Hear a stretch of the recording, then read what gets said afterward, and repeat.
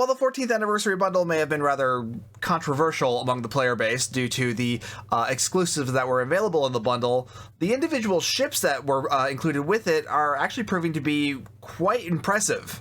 Most of these new ships have something beneficial to offer to the general player base, so today we're going to be going over one of those new ships, and frankly this is the one that I think most of you are going to be the most interested in, and that is the Atlantis Temporal Destroyer.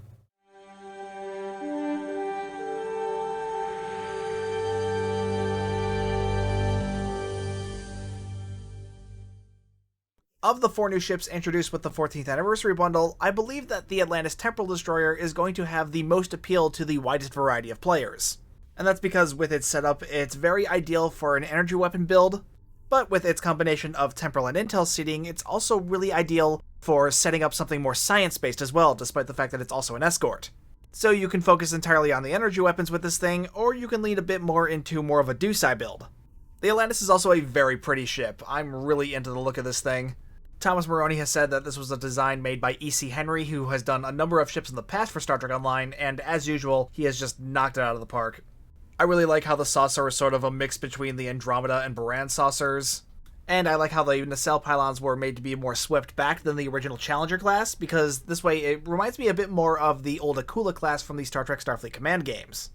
I also really like the look of the deflector dish, and I love that the shuttle bays are on the side of the saucer rather than just like stuck in the back of the ship. The design is pretty atypical for a Starfleet ship, but at the same time, it's still very distinctly Starfleet, which I really like. For the build itself, I decided to focus more on energy weapons themselves than mixing in more Dusai stuff, just because, well, I'm a simple man. I like my phasers to go pew and my torpedoes to go boom. I don't have a lot of focus for much else, honestly. For the type of energy weapon build, I actually left that up to you guys with a poll. I wasn't sure if I wanted to do scatter volley or fire at will on this thing, but at the same time, being temporal intel, it's also really well suited for a beam overload build as well, so I let you guys pick between the 3, and beam overload ended up winning, so that's what we did for the video. I'm actually kind of glad beam overload won, despite the fact that I am still rather sick of single target builds. This did allow me to change things up a little bit in ways I don't normally do, and also in ways that I used to do and just haven't done in a long time. Starting off in the weapons, you can see my first example of that, because while this is a beam overload build, so we've got a bunch of beams, I've also got a quad cannon here in the front. This is the overload linked phaser quad cannon that is available with the legendary Avenger. Now, if you've seen some of my beam overload builds in the past, you know that I like to use the starship trait preferential targeting to buff beam overload. And to use that, I use one seat with scatter volley to trigger the trait. So since I've already got scatter volley on the build, I usually throw in a cannon just to add a little bit of spread damage to what is normally a very single target build, being beam overload. Normally in the past I've used the Terran Task Force cannon just for how crazy powerful that thing is, but with this quad cannon over here, this thing has a unique ability in that every time I activate beam overload, it will give the cannon rapid fire. Meaning with this cannon, I'm able to further buff it than I would normally with other cannons, because I'm able to give it both rapid fire through the use of its unique ability every time I activate beam overload, and by using scatter volley, which I'm already using to buff beam overload. It's going to be using rapid fire more often than it's going to be using beam overload, just because since beam overload is my main firing mode, I'm going to be spamming that more consistently. But overall, just the synergy here with the rest of the beam overload build is just brilliant with this weapon. But if you don't own this dual cannon, because it is off the legendary Avenger, that's an expensive ship, you could just swap this out for the Terran Task Force cannon like I used to do. Speaking of the Terran Task Force reputation, we've got the phaser beam array in the next slot, and the rest of the energy weapons are pretty standard for what I've used for beam overload builds in the past. So the Discovery wide-angle dual heavy beam bank, I'm actually not using any of the set bonuses on this build, but at the same time, even on its own, it's still a very powerful dual beam bank and is still worth using. Then just a normal Agony Phaser dual beam bank. I'm using Agony Phasers just because they're what I have upgraded already. You could use whatever you want. I've only got the one forward one here. One proc really isn't going to make that much of a difference, so just use whatever you like or whatever you have access to, just as long as it's a dual beam bank. Then, of course, is the Maelstrom Quantum Torpedo, just because these things are insanely powerful. This version comes off of the legendary Akira, but that doesn't mean you have to stick with this one. There's also the Trifluoride Maelstrom Torpedo that was released as an event reward a while back. It's not quite as powerful, but it is a good substitute if you don't have the legendary Akira. But if you don't have either, then don't worry about it and just throw in the Dark Matter Quantum Torpedo. In fact, there's actually an upside to using the Dark Matter Quantum Torpedo, because then you get the two-piece with the phaser. In the back is a couple of Omni Beams, the first one being the Trilithium Enhanced Phaser Omni. This is a reward from the episode Beyond the Nexus, and it's here for its chance to give a haste buff to all my weapons. The other Omnibeam is an Agony Phaser Omnibeam, which is available through the lockboxes or can be found on the exchange. But Omnibeams from the lockboxes are expensive and hard to obtain, so if you don't have one of those, don't worry about it, just use one of the crafted Omnibeams. The difference in the proc really isn't going to make that much of a difference, especially considering I'm only using 2 Agony Beams. That's one of the nice things about phaser builds. You can load them up with unique types of weapons that are very powerful, rather than just focusing entirely on one specific weapon type with one specific proc. For the core gear, it's largely my usual setup for an energy weapon build. We've got the Protomatter Deflector from the Draenor Colony for its buffs to crit chance and crit severity, the Prevailing Innervated Impulse Engine from the Competitive Reputation for its speed buffs. I did change up the Warp Core, and this is something I've been doing more often lately. I've been using the Discovery Warp Core along with the Shield in order to gain access to the 2-piece bonus to give some extra hull regeneration. The reason is because I am using ISOMAGs on this build, and because I have ISOMAGs, the AMP mod really isn't as necessary as it used to be than when it was with the Spire consoles. So that, combined with the Protomatter consoles, which are giving me some passive heals, the extra hull regeneration is actually pretty nice to have. On an escort like this, you're certainly not going to be tanking in any sense of the word, but at the same time, the extra passive heals are nice to have. For the experimental weapon, I am using the Gull-type Psionic Resonator off the Cyclone Intel Patrol Escort. This weapon is rather nice because, 1, it deals psionic damage, which is a very uncommon damage type for space, so most enemies don't have any sort of resistance against it. But with this weapon specifically, you'll also deal even more psionic damage if you are in a flanking position, which honestly you should already be doing that if you're using the Intel specialization. And it also only has a 4-second recharge, so with all that combined, this ends up being a very powerful experimental weapon.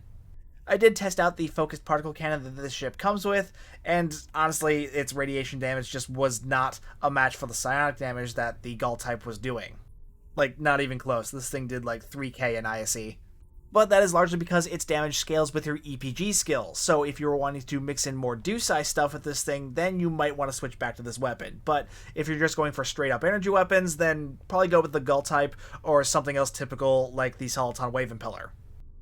The devices, again, a standard affair. We've got the energy amplifiers for bonus damage to my energy weapons, plus some extra shield pen, deuterium surplus for the speed buff, reactive armor catalyst in case I need a temporary heal, the Kobayashi Maru transponder for the random buffs, and then the flagship distress frequency, so I have the chance to summon an Odyssey, because that always amuses me. Moving on to the consoles, as I stated earlier, I am using ISOMAGs on this build. These are buffing my phaser damage, as well as giving me really nice buffs to my weapon power and my maximum weapon power, all of which are stacking. That's why these ISOMAGs end up being so good for energy weapon builds. It's that stacking buff to your weapon power levels. Even with 4 of them, I'm still getting more use out of them than I would 5 of the Spire consoles. But that said, I'm only able to get 4 of them if I upgrade the ship up to T6X2. Yes, I would have room for up to 7 Spire consoles by using the Universal Console slots, but then I wouldn't have as much room for Universal consoles with clickies on them. And I also wouldn't have room for the Protomatter consoles, because those are also tactical consoles. I've grown rather attached to having that passive heal on all my builds.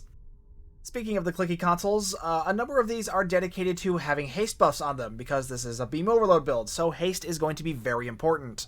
So we've got the Domino from the Bajoran Interceptor, the flagship tactical computer from several ships at this point. It's available on the tactical variants of all the flagships, as well as their legendary versions, and Timeline Stabilizer off the Krenum Science Vessel. With this, we're also getting a 2-piece with the flagship tactical computer, so we're getting a little extra crit chance out of those too. There are more things I could have done to buff haste, but if I learned anything from that with all due haste build I did a while back, is that there is such a thing as too much of a good thing. So we've also got the DPRM for its bonus damage buff, experimental power redirection off the Excelsior 2. This console is actually really nice to have for a beam overload build because beam overload by its nature is very single target focused. So it's really nice to have the option for a massive amount of spread damage at the click of a button. I know this is a very expensive console, but the event campaign is running right now, and, well, Excelsior 2 is going to be an option as the prize. So just keep playing, and you will have that option to you if you want it. Speaking of expensive consoles that will also be available through the event campaign, immolating Phaser Lance off the Deimos Pilot Escort. This console is pretty straightforward. It can hold up to 6 charges, and every time you press it, it will consume one of those charges and fire off a big lance of phaser damage. Because of its rather quick charge-up time, this is often used in conjunction with the Starship trait Universal Designs. But even if you don't have Universal Designs, this is still a very powerful console for phaser builds on its own. We already talked about the Protomatter Matrix Infusers, which you can get from the Draenor Fleet Colony, so we'll skip right over to the last console in the build, This is one with quite the checkered past, the Agony Redistributor of the Terran Adamant Heavy Raider. The checkered past part was because this console was insanely overpowered when it was released, but it was left alone for quite a long time, but then out of nowhere, it was nerfed into the ground, which pissed off a huge amount of people. Then it just kind of started this back and forth between being nerfed and buffed that a lot of people just stopped caring anymore, and we all just moved on. But now the Agony Redistributor sits in a good spot where it's still very valuable on a good amount of builds, especially for phaser because it does deal phaser damage. Now, I know a number of these are rather expensive consoles or just difficult to obtain consoles, so let's go over some alternatives. There's Adaptive Energy Systems, which gives a nice bonus damage buff and is part of the flagship technology set, so you can get the 3-piece from that set. Approaching Agony is usually a good option for a phaser build. You buff your phaser damage and crit chance, and its clickability gives even more phaser damage as well as a decent damage resistance debuff to enemies. The M6 computer is always a good option because it also buffs bonus damage and firing cycle haste. It's kind of the whole reason we call this a budget version of the Domino. Honestly, the only reason I didn't include this one on the build is because I needed room for Agony Redistributor. Let's see. Tachyon Net Drones off the Bozeman is always a good general purpose damage console. The passive gives crit chance and crit severity, and the clicky gives a nice damage resistance debuff to anything caught in its radius. One of the new consoles, the Fleet Power Network Array off the Awani. That one's also really good for giving haste. The only reason I didn't use it on this build is because it's kind of broken right now. It's lowering cooldowns on a bunch of stuff way quicker than it should be, so I didn't really want to play around with that until that gets fixed. But even when it does get fixed, as long as there's no other serious tankering going around with it, this will still be a very powerful console. There's also a number of passive consoles you can pick from, like the Assimilated Console or Locust Custom Fire Control that I didn't put on here. I'm just trying to make it clear that, all the stuff that I'm using on here, none of it's written in stone. This isn't a strict guide. If you don't have some of the consoles that I'm using, then use something else. It's a 14-year-old game. There are a lot of options. Oh, before I move on, I should mention, I did play around with the console that this thing comes with, Disassembler Emitter. Much like with the experimental weapon, it didn't perform quite as well as I was hoping it to, but at the same time, it is much better suited to something more science-focused. Its clickability deals radiation damage, which is an exotic form of damage, so that's going to scale with your EPG skill. And its buffs do buff your energy weapon damage and your EPG damage, but they also scale off of each other, so it's clearly meant to be more of a do-sci-focused console. I certainly wouldn't call it a bad console, it's just not great for the setup that I'm working on here. In the skill specializations, I am using Intel as my primary, as usual, in order to gain access to space flanking. This is especially valuable for the Gull-type Psionic Resonator experimental weapon that I'm using because that has extra buffs to flanking damage, but even without that, it's still generally the best option for any sort of weapons-based build. And for the secondary, I am using Temporal Operative to gain access to Entropic Rider. This will give my weapons a chance to apply some extra physical damage when firing. It's almost like adding a second proc to them. In fact, if you're wanting to do a more do-sci focused setup with this ship, this would actually be a really good option because physical damage is an exotic form of damage. So by putting further focus into more EPG stuff, you would also be buffing this physical damage. Either way, I always run with Temporal Operative as my secondary just because I don't like that Strategist doesn't have any ground specialization skills. But if you do like Strategist, that is a perfectly viable option as well. Moving on to the personal traits, this is just my usual setup for an energy weapon build. I've gone over it 100 times before, so I'm just going to list them on the screen and I'm not going to go over them in too much detail. However, I will go over a couple specific traits you'll want to watch out for. This is a beam overload build, so obviously superior beam training is going to be very valuable on this for the sake of buffing your beam weapons. You get the standard version of beam training just by leveling up, but the superior version is available through the K-13 fleet holding. Another good one for beam builds is Symbiotic Ice. With this, 6% of all of your beam weapon damage will also be applied as some additional cold damage. That is effectively a 6% bonus damage buff to all of your beam weapons, it's just being applied as cold damage instead. Additionally, cold damage is a form of exotic damage, so if you are feeding further into the EPG stuff, this is going to become even more powerful. So yeah, just wanted to point those two out for you, but the rest of it is just the usual fare for my personal traits. So, moving on to the Starship traits. This is a beam overload build, so of course we are using super weapon ingenuity off the Xindi Adaleth Dreadnought to extend beam overload's duration by 5 seconds. This has always been one of my big frustrations with beam overload. It's one of the only extension traits that's only available on a single character unlock ship, because the Adaleth is only available in the low-buy store. But that still hasn't stopped a lot of you from insisting that beam overload is your favorite. Though of course if you're running with Fire at Will, you'll want to switch to Entwined Tactical Matrices, or if you're running with Cannon Scatter Volley, you will want to switch to Withering Barrage. Oh my god, I just noticed something. I don't have preferential targeting in the traits. Oh no, that's so embarrassing. You know what I bet happened? You see how preferential targeting has this big lightning bolt here in its key art? and how it's the exact same lightning bolt symbol used in the artwork for Calm Before the Storm. Yeah, probably mixed them up and didn't notice. Oh, that's so embarrassing. So normally on a Beam Overload build, I use preferential targeting to buff Beam Overload, because with this trait, anytime you activate Fire at Will or Scatter Volley, it will give a 100% Cat 1 buff to Beam Overload or Rapid Fire. So by activating this Scatter Volley down here, that would trigger a buff for Beam Overload. But because I forgot to equip preferential targeting, and because the Overload-linked quad cannons are also triggered by Beam Overload, this Scatter Volley seat was doing pretty much nothing this whole time. That's embarrassing. The silver lining here is that preferential targeting is off of the NX Escort, which is a low-buy store ship. So that means there was one less trait that comes off of a single character unlock ship. Well, that's not totally true, because there's also the Legendary NX, which is available in the 10th Anniversary Bundle, so you either have the single character unlock version from the low-buy store, or you have the expensive bundle version, so either way, not a cheap trait. Anyway, moving on to the Starship traits that I actually remembered to use. First is Emergency Weapon Cycle off of the Arbiter Battlecruiser, as well as the Legendary Avenger. This one has been a must-have for energy weapon builds pretty much since it came out, due to its ability to buff your firing cycle haste for your energy weapons, while also lowering their weapon power cost. It does all that, and all you have to do is activate emergency power to weapons, which, again, you should also already have on an energy weapon build. Calm Before the Storm is off of the Cardassian Intel Flight Deck Carrier. This is another one that's here for haste. When you enter combat, you will gain stacks of a buff called Calm, and with it you will gain buffs of damage resistance for every 2 seconds. But once you hit 20 seconds, those stacks will be exchanged for a 33% buff to firing cycle haste. So it doesn't pay off immediately, but once it does, that's a good amount of firing cycle haste. Heart of Soul off the Temporal Warship. Again, this is another one here for haste. Anytime you activate Attack Pattern Beta or a Temporal Operative Bridge Officer ability, which I have both on this build, you gain a 10% buff to firing cycle haste and a 5% bonus damage buff to your phaser damage for 20 seconds. Ship of the Line off the Legendary Avenger. Activating an emergency power ability will give you a 20% buff to crit severity for 30 seconds. This ability can stack, giving an extra 10% per stack.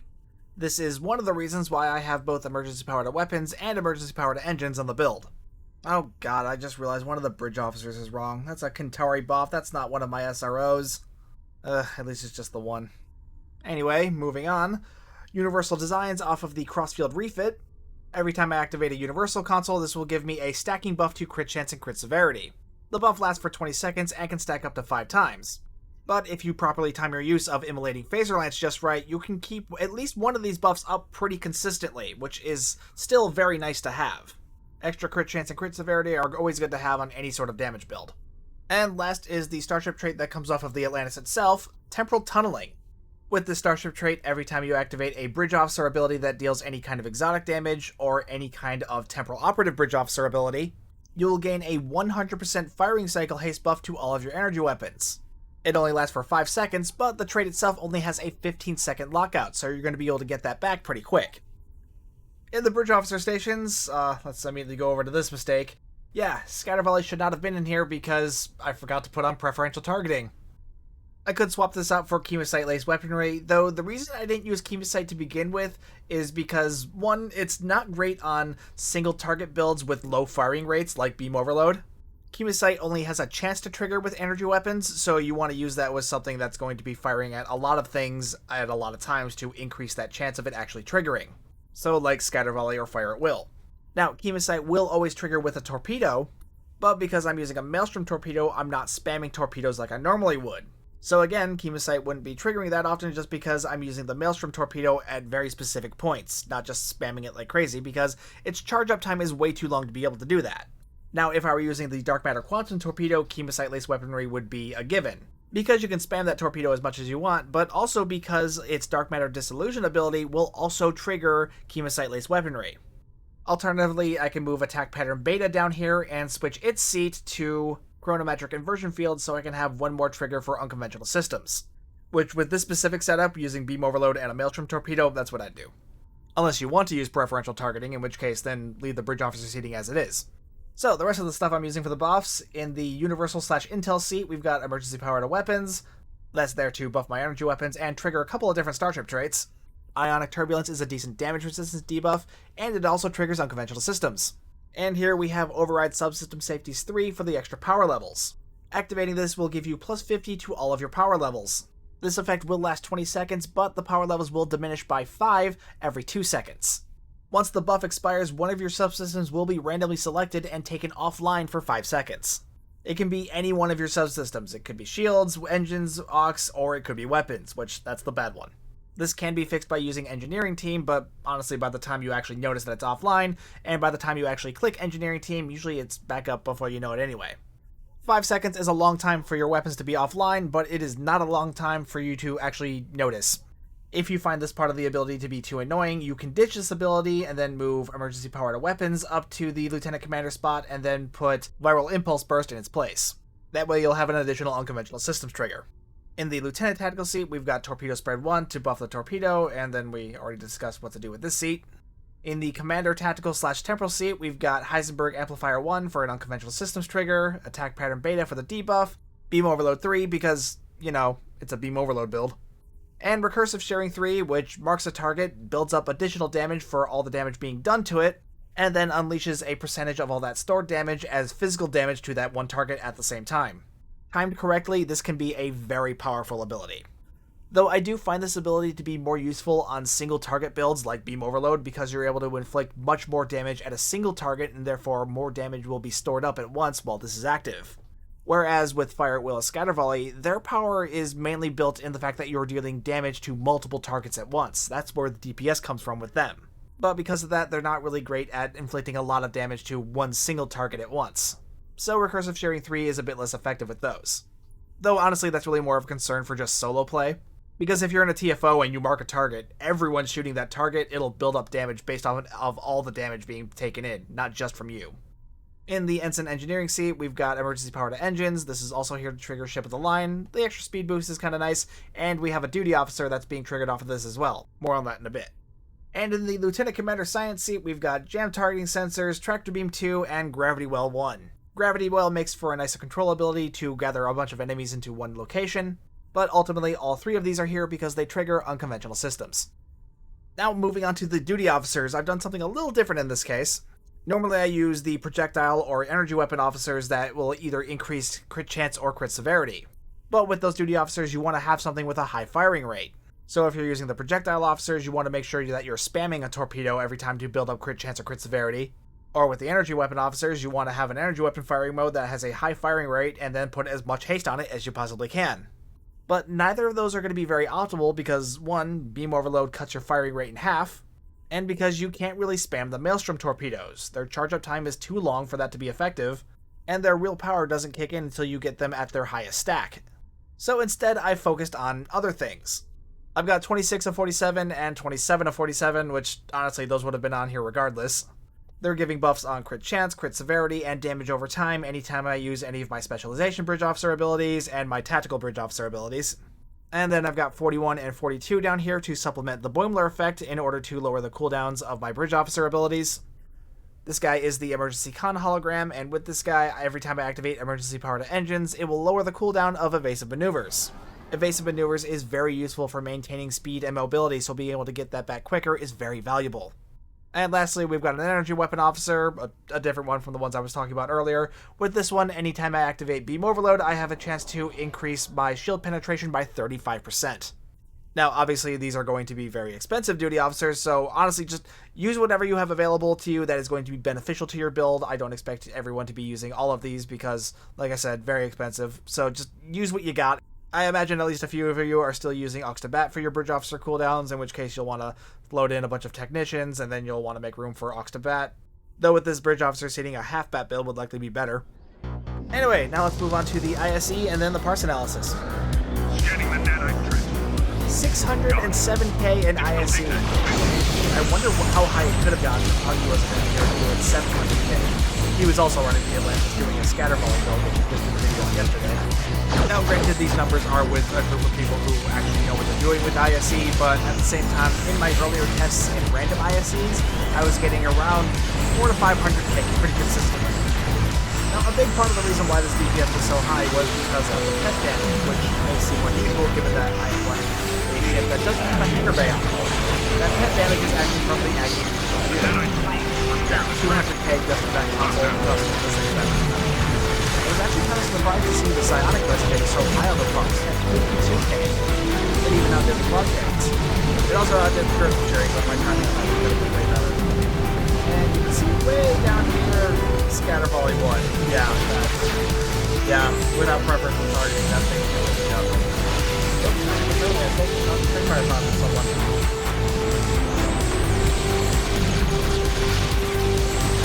Probe is closing in on the grid. Destroy it.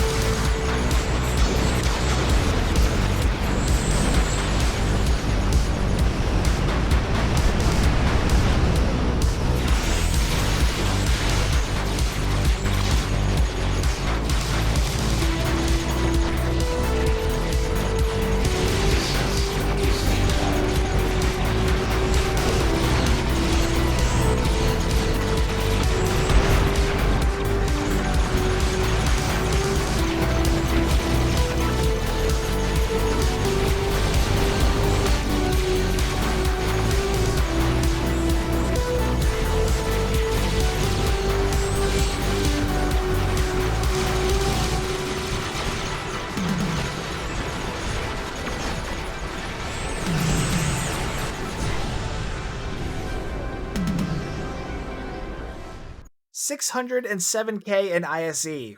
Genuinely, I wonder how high it could have gotten if Augie wasn't in here doing 700k. He was also running the Atlantis doing a scatter volley build, which he just did a video on yesterday. Now, granted, these numbers are with a group of people who actually know what they're doing with ISE, but at the same time, in my earlier tests in random ISEs, I was getting around 400 to 500k pretty consistently. Now, a big part of the reason why this DPS was so high was because of the pet damage, which may seem unusual given that I am running a ship that doesn't have a hangar bay on it. That pet damage is actually from the Agony Redistributor. Yeah, 200k just from that console. Trust me, this thing's back in the meta. I was actually kind of surprised to see the Psionic Resonator so high on the parse, at 52k. It even outdid the quad cannons. It also outdid recursive shearing, but my timing on that one could have been way better. And you can see way down here, Scatter Volley 1. Yeah, that... yeah, without preferential targeting, that thing's doing nothing. Oh, and apparently I stole some concentrate firepower from someone. So yeah, that is my Beam Overload build on the Atlantis Temporal Destroyer. I hope you guys find it interesting. I'm actually kind of glad Beam Overload won the poll, just because, you know, I've been doing Fire at Will and Scatter Volley so much on other ships, it was nice to change things up a little bit. That said, I still would have preferred either one of those two as a main build type for this ship. Let me know what you thought of the build or just the ship as a whole down below in the comments, and while you're down there, be sure to like and subscribe and hit that bell for notifications. If you'd like to further support the channel, you can hit that join button to become a member. If you're ever shopping on the Epic Game Store, be sure to use my content creator code STU1701. It doesn't cost you anything extra, but it does help me out. That is Epic Content Creator Code STU1701. I also have an affiliate link with real merch, so if you're after any Star Trek models that you might not have, they might have some of them because they are selling a number of the Star Trek collection models from Eagle Moss. So the affiliate link will be linked down below, or you can just go there and use my discount code STU1701. Either way though, thank you so much for watching. My name's Stu, and I will see you guys next time.